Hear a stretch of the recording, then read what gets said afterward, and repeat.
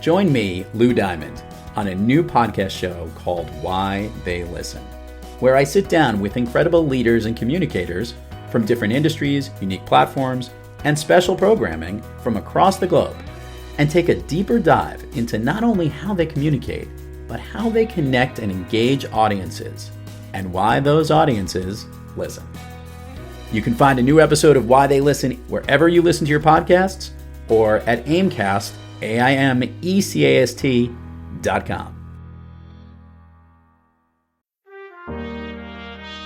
Welcome back to another episode of the Very Serious Business Podcast. The show that explores the old ways of making money are the only ways. Today, we'll speak with Humperdinck Elderman, a man whose motto is, if you're happy in your field of work, then you're obviously not working hard enough. Hold up. Humperdinck? Seriously? I don't think so. You need to listen to the amazing episodes that Thrive Loud with Lou Diamond has to offer.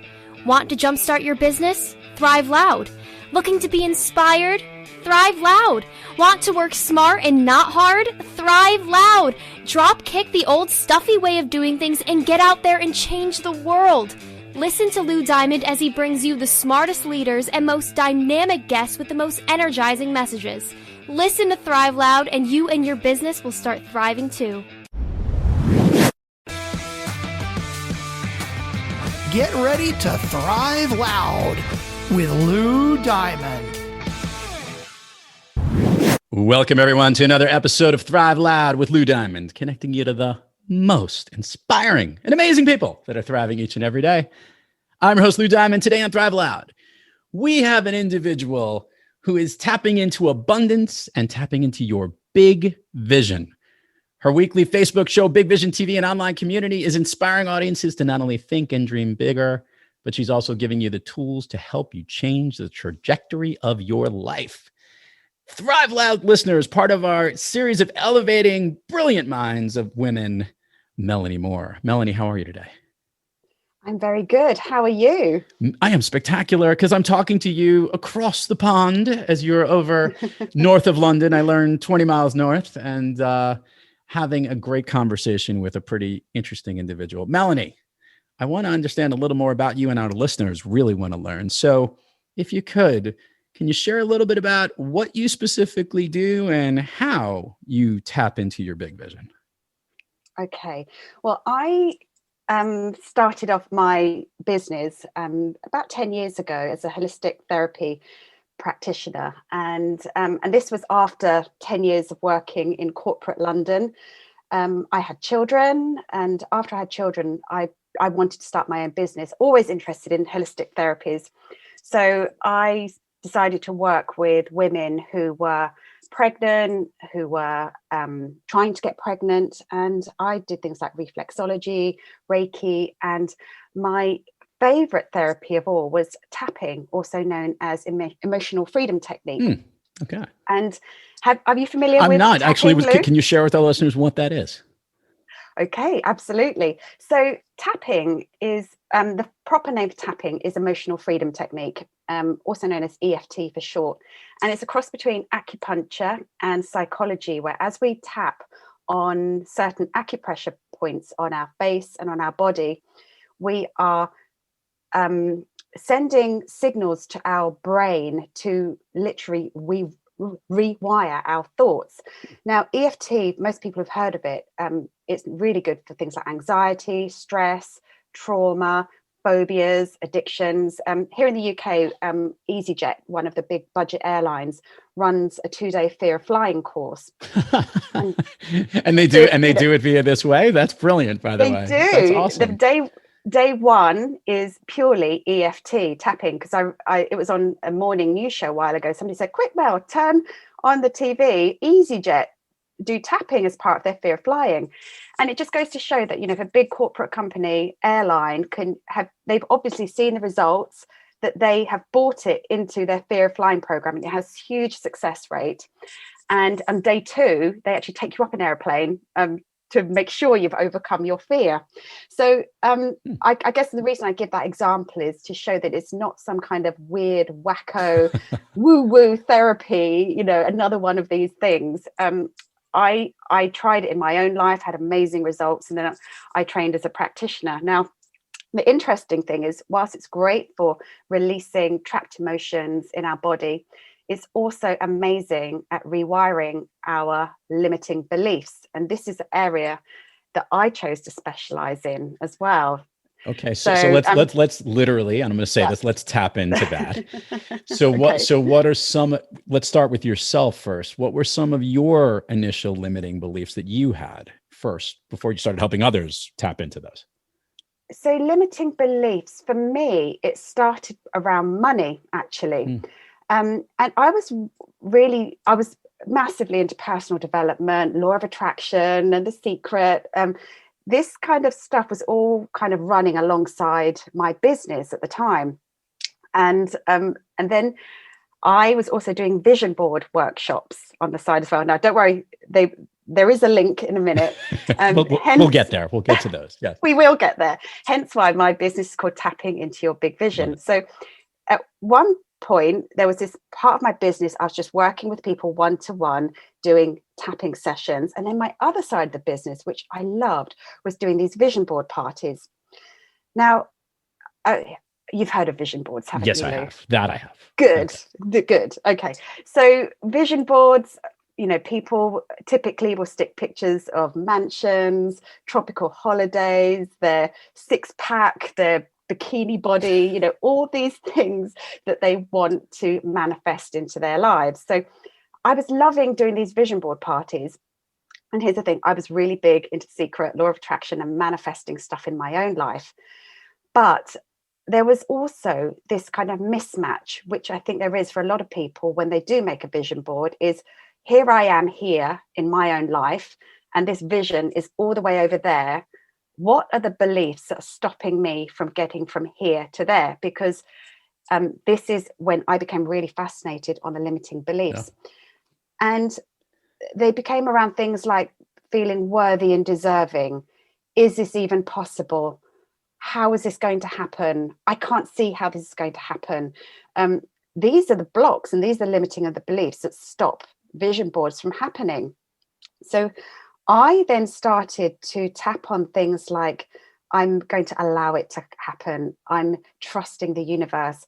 I started to use affirmations and tapping together to get myself into, what Tony Robbins would call the peak state, that I just know this stuff's going to happen. And I can tell you some really crazy stuff that I've manifested in my life following this process. So let's get like a bullet point sampling of some of those things. What are some of those things that have manifested? Bullet point sampling, right? First thing ever I try. I'm a really big believer in going big. My business is called Tapping Into Your Big Vision, not your average vision or standard. It's we go big. So when I wanted to leave my corporate job, I wanted to start my own business, and I was already tapping and visualizing at this point. I still didn't know how it was working.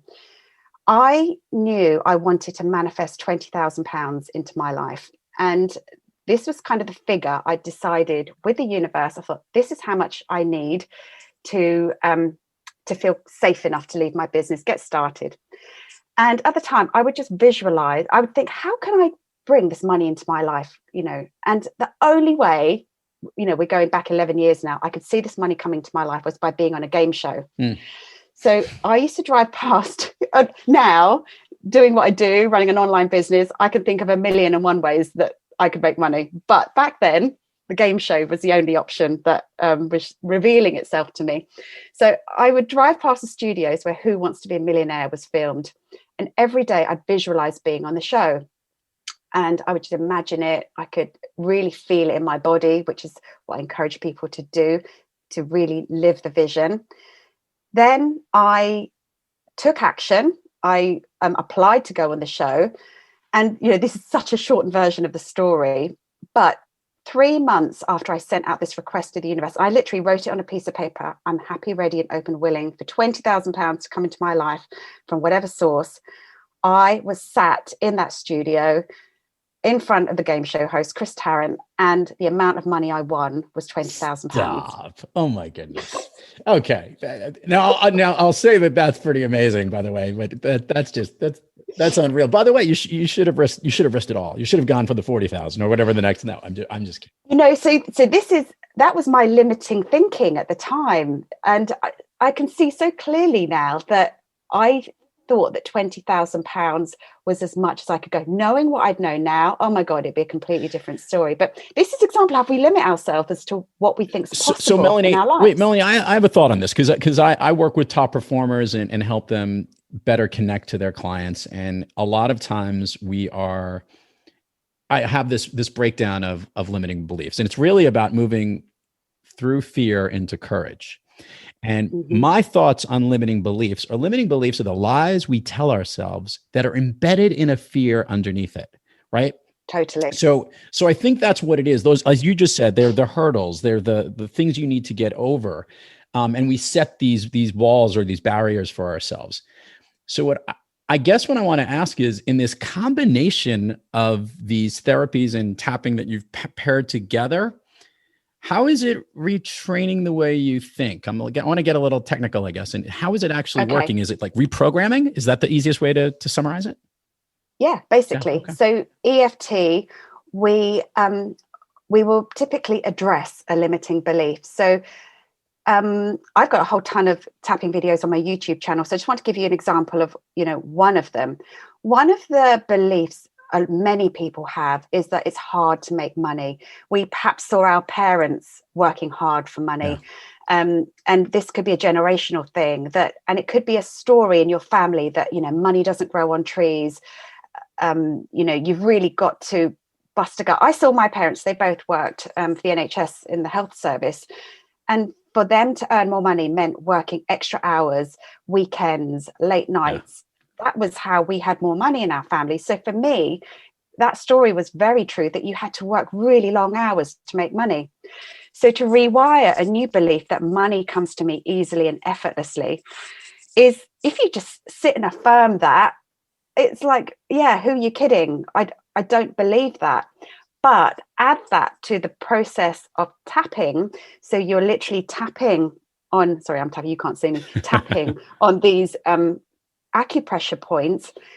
But the idea is that you have to work on this limiting belief for anything between 30 to 60 days. So I encourage my clients, tapping with it once. You could tap on feeling good. It's like having a quick cup of coffee. Right. It's going to give you a short burst of energy.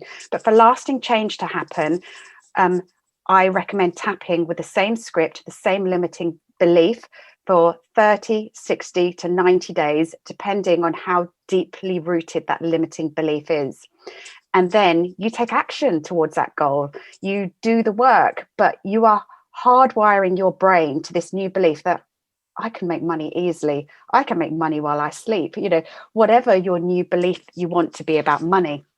Does that make sense? It does. And it's great. And I think it's great. And it's that reprogramming of where you want to go with it. Very, very, by the way, very cool stuff. Very interesting. And I'm actually interesting to see where this goes, because if you've listened to the program, I love to ask guests this question, that look, you've made these moves, you've changed your beliefs, you've made the passion of what you love to follow your career and what you're doing, which is amazing. So which means that you, Melanie, are thriving on most days. But we do have days when we're not quite kicking on all cylinders, and we're not really, I guess those triggers aren't really firing the ways we'd like to. On those days, what practice do you seek, or what individual do you seek out to get yourself back on the thriving track? Yeah, I'm so glad you said that, because of course we are human beings. We have bad days. I have bad days. But I think I've got to the level of self-awareness now where I don't let a bad day go on for more than 2 days. And for that first day, I will binge on Netflix. I will eat rubbish, and I will just enjoy that wallowing. Day 2 is like, okay, you've got to snap yourself out of it. Now, I know that I'm feeling a certain way because of a story I'm telling myself in my head. And as you say, they're just lies that we tell ourselves. Generally, those stories are lies. So my go-to things, if on day 2 I'm still feeling bad, I will stick on some music, I will dance, I will definitely do some tapping, I will go for a run, and I've got a group of kind of mastermind buddies who I will ring. They will literally talk me back up out of my spiral of not feeling good. But to be honest, it doesn't really ever get that bad, because I'm just so aware now, and it's just a story I've told myself, and I tell myself the story of what I want instead. And I do surround myself with people who will help pick me up, and chocolate as well. There we go. I love it. Let's do this, Melanie. Share with the listeners. This is the plug section. All the places people can learn about you, find your things, find your websites, anything like that. It will get tons of engagement when we put it in the show notes, but it gets way more engagement when they hear it directly from you. Best place to connect me is on social media. I've got the same handle across Facebook, Instagram, and of course Clubhouse, which is my new favorite place to hang out, and it's at I am Melanie Moore. Also, I've got loads of tapping videos on my YouTube channel, which is Melanie Moore EFT. I've also got free Future You meditation, which you'll find on the link in my Instagram bio. So yeah, I'm happy to chat and connect with people on social media. Melanie, not that we haven't been having fun since the very beginning, but will you like to go down Fun Street with us here on Thrive Loud? Absolutely. With an accent. Let's do it. With that lovely accent. How could I say no to that? Okay. And this is going to be a fun part of the conversation. Can you share with the listeners your all-time favorite movie? It's a bit of an old classic, but it's got to be It's a Wonderful Life. I watch it every Christmas and I love it. And why does it connect so much with you? I think it's because if you're having a bad day, it's a great film anyway, but also it's just a reminder that every single person has their part to play in this world. And sometimes we may not feel like we make much of a difference in people's lives, but that film's such a great reminder that the ripple effect of the acts of kindness we do, the